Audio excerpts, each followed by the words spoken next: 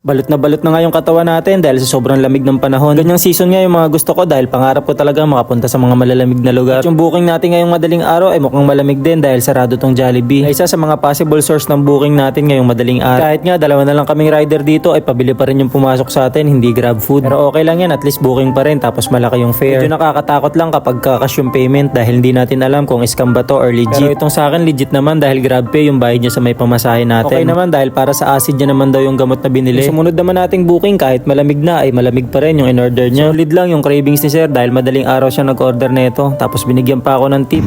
Sa sobrang lamig guys, andito ako sa may panggilid ng motor natin para dami yung init ng singaw ng makina.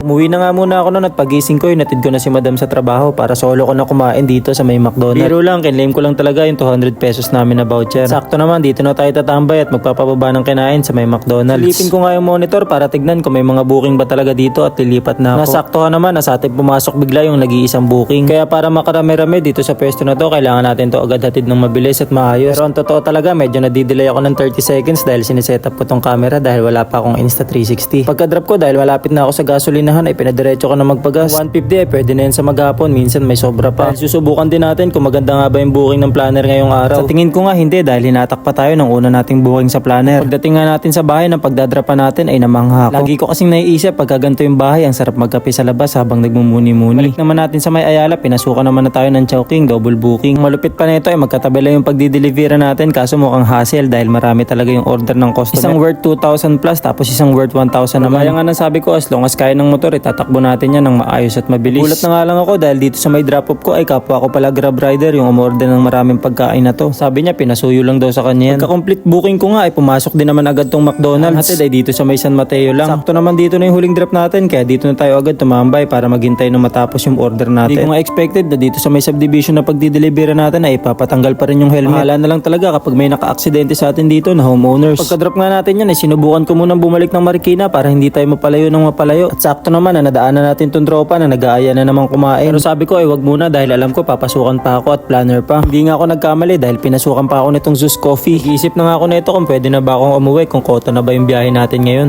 Siguro okay na yun guys, pahinga na tayo. Last booking na natin yung pan 20. Bali naka 1,000 plus na rin tayo. Higit 1,000 na rin.